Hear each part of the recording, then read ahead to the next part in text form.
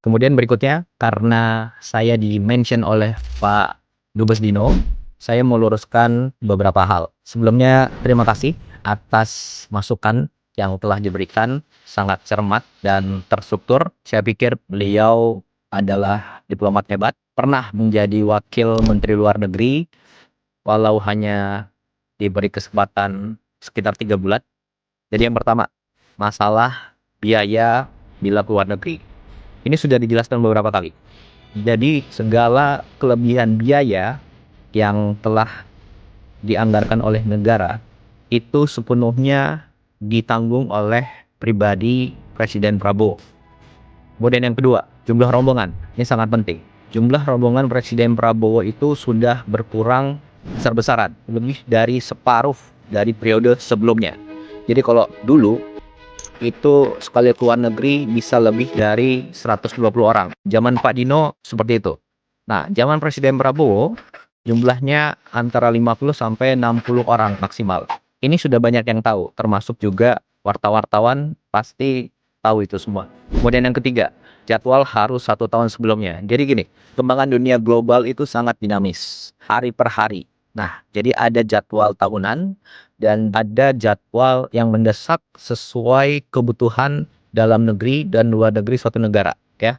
Kemudian yang keempat, masalah protokoler dan frekuensi keluar negeri dalam 1,5 tahun terakhir. Jadi Presiden Prabowo itu adalah presiden baru yang mulai menjabat saat dunia sedang krisis. Sebelumnya ada konflik di Ukraina, ada di Venezuela, kemudian sekarang ada di Iran dan Timur Tengah, itu terlibat Saudi, Qatar, Bahrain, UAE dan lain sebagainya, ya. Jadi setiap pemimpin tentunya harus bangun hubungan yang dekat antar pemimpin dunia. Dan kita tidak bisa hanya mengandalkan saat krisis baru kita minta bantuan. Tidak, kita harus panen hubungan yang baik. Lalu bila suatu saat ada kondisi mendesak, kita bisa minta bantuan. Dan begitu pula sebaliknya. Oke? Untuk itu perlu kedekatan pribadi, kedekatan emosional antar pemimpin, baik secara langsung, diliput media, ataupun tertutup. Nah, itulah diplomasi. Jadi salah besar kalau dibilang hanya gagah-gagahan, seremonial. Jadi kita harus lihat apa yang sudah dicapai dalam 1,5 tahun terakhir ini. Yang pertama, Indonesia masuk BRICS. Manfaatnya apa? Ya sekarang ini, di tengah konflik krisis dunia, situasi negara terjamin. Stok BBM aman. Harga BBM subsidi tidak naik. Stok pangan aman. Kemudian yang kedua, tarif 0% di Uni Eropa. Ada 25 negara di situ. Dan ini perjanjian yang sudah diurus belasan tahun yang lalu. Tapi kapan tercapai? Ya zaman Presiden Prabowo, tepatnya tahun 2025 lalu. Kemudian yang ketiga, total investasi yang masuk dalam 1,5 tahun ini adalah sekitar 2.430 triliun. Itu data dari BKPM. Kemudian contoh konkret lagi nih. Bulan lalu Presiden Prabowo ke Jepang dan Korea, kembali langsung ada investasi sekitar 575 triliun. Kemudian yang keempat, sekarang kita punya alat pertahanan yang kuat sekarang, ya. Dan itu dari banyak sekali negara. Prancis, Amerika, Rusia, Cina, Inggris, Eropa, banyak negara. Kemudian yang kelima, program ibadah haji tahun 2025 lalu dan khususnya tahun ini itu lancar. Nyaris tidak ada kendala-kendala yang signifikan. Indonesia adalah negara satu-satunya yang punya perkampungan haji di Arab Saudi.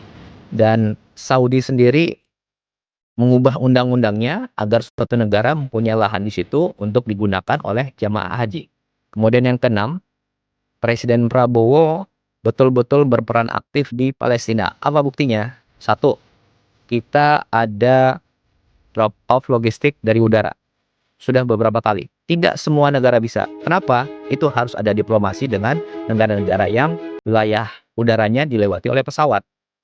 Kemudian yang kedua, kita kirim kapal rumah sakit ke Palestina.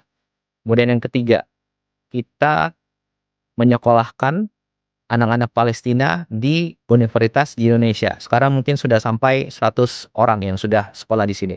Dan lain sebagainya. Kemudian yang ketujuh, baru minggu lalu ada WNI yang diamankan pihak Israel di Laut Bebas. Dan lewat diplomasi dari Menteri Luar Negeri dan teman-teman Kemlu, selang beberapa hari kembalikan ke Indonesia. Jadi ini lewat diplomasi yang baik diberitakan maupun yang tertutup, gitu ya. Dan ingat, yang tadi saya sampaikan adalah hasil konkret nyata 1,5 tahun terakhir. Dan semua itu adalah diplomasi yang dilakukan oleh Presiden Prabowo lewat berbagai macam cara, baik yang dipublikasikan maupun tidak dipublikasikan. Karena yang terpenting bagi kami adalah hasil konkretnya. Itu yang kita utamakan. Kemudian terakhir, masalah pertemuan dengan kepala negara lain di event-event tertentu. Jadi gini, pertemuan dengan kepala negara lain di suatu event itu yang menentukan adalah Bapak Presiden dan juga saran dari Menteri Luar Negeri. Dan beliau-beliaulah yang mengetahui mana yang prioritas, mana pertemuan yang harus diutamakan, mana pertemuan yang bisa langsung ataupun cukup menggunakan telepon, mana pertemuan yang perlu diberitakan, mana yang tidak diberitakan. Dan saya rasa semua diplomat hebat tahu itu. Jadi kurang elok rasanya kalau itu masih dipermasalahkan, ya. Jadi ruang untuk setiap masukan tentu kita terima, tapi jangan sampai kita mengaburkan fakta tentang semua hasil yang telah kita capai. Saya rasa itu. Bapak Presiden yang kami hormati, Bapak Presiden telah menganugerahkan bintang Mahaputra kepada saya, yang berarti Bapak mempercayai kredibilitas dan pandangan saya mengenai politik luar negeri. Karena itu saya juga merasa memiliki tanggung jawab moral untuk menyampaikan pesan apa adanya. Your friend is he who tells you the truth, not he who agrees with you. Sebagai sahabat lama Bapak, saya mewakili komunitas hubungan internasional dan banyak rakyat Indonesia menghimbau Presiden Prabowo untuk secara signifikan mengurangi perjalanan ke luar negeri dan tidak menganggap remeh jeritan publik mengenai hal ini. Dalam perhitungan kami, dari seluruh pemimpin dunia, Presiden Prabowo telah menjadi kepala negara yang paling sering melakukan perjalanan ke luar negeri. Semenjak menjabat menjadi presiden, 1 dari 6 hari dihabiskan beliau di luar negeri. Dan tidak heran kalau ada yang beranggapan bahwa ini tidak lazim dan di luar batas kewajaran. Dan sangat tidak mungkin dalam 18 bulan ke depan, Presiden Prabowo terus melakukan kunjungan internasional dalam frekuensi yang sama tingginya. Kunjungan kepala negara ke luar negeri memakan biaya yang besar dan bahkan sangat besar. Ini termasuk biaya rombongan tim pendahulu, biaya pesawat, biaya hotel, biaya logistik, biaya konsumsi, biaya protokoler dan pengamanan, biaya uang harian untuk seluruh delegasi dan perangkat pendamping, dan berbagai biaya lainnya. Satu perjalanan ke luar negeri bisa keluar puluhan, bahkan ratusan miliar. Karena itu saya ada 5 saran. Pertama, untuk menjaga komunikasi dengan pemimpin dunia lain, kami menyarankan Presiden Prabowo lebih mengandalkan video call atau Zoom call atau telepon. Pengalaman saya, suatu kunjungan bilateral biasanya hanya berpusat pada satu pembicaraan yang berlangsung selama 1 jam atau paling banter 2 jam. Dan selebihnya basa-basi, jamuan, dan seremonial yang biasanya tidak perlu. Jadi dengan satu video call yang bernilai 0 rupiah, negara praktis dapat menghemat ratusan miliar dari perjalanan ke luar negeri, dan hasilnya dari segi substansi juga kurang lebih sama. Aksi penghematan melalui Zoom call ini dapat menjawab persepsi sebagian masyarakat yang menganggap perjalanan presiden ke luar negeri cenderung boros dan bersifat jalan-jalan. Sebagai contoh, Presiden Meksiko Claudia Sheinbaum sudah 17 kali menelpon Presiden Trump dan belum sekalipun melakukan pertemuan bilateral dengan Presiden Trump. Padahal Amerika adalah mitra perdagangan terbesar bagi Meksiko.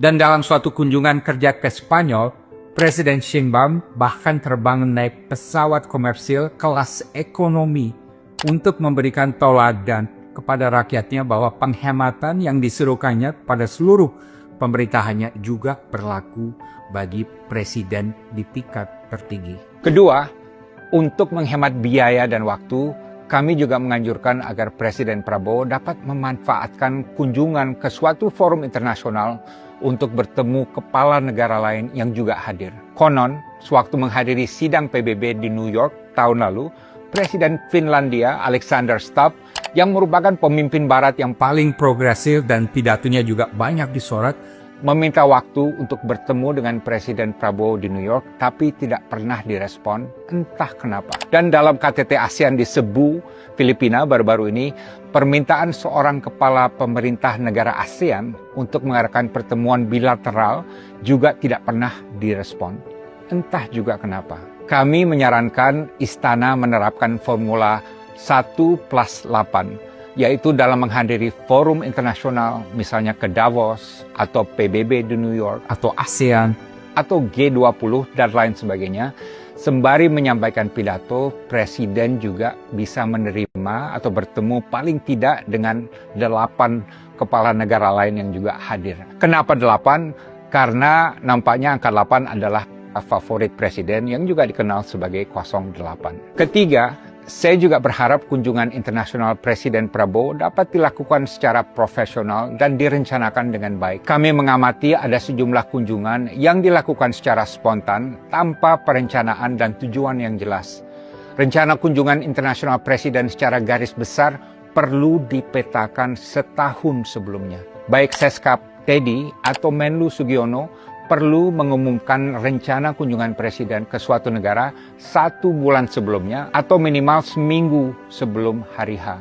Dan diumumkan juga bersamaan dengan negara yang akan dikunjungi. Kunjungan Presiden ke Pakistan dan Rusia sewaktu bencana banjir Sumatera misalnya dilakukan tanpa ada informasi apapun kepada publik sebelum berangkat. Perlu pula diterapkan asas akuntabilitas dan transparansi, karena cukup sering publik tidak tahu Presiden ada di mana di luar negeri. Keempat, saya juga menganjurkan untuk 1 tahun ke depan Presiden Prabowo lebih banyak menerima tamu negara di tanah air ketimbang melakukan perjalanan ke luar negeri. Inilah yang dilakukan Presiden Tiongkok Xi Jinping yang jauh lebih banyak menerima tamu negara di Beijing ketimbang bepergian ke luar negeri. Kelima, saya juga mengusulkan agar ke depan sebagian besar misi diplomatik yang bersifat taktis dapat dioper ke Menlu Sugiono.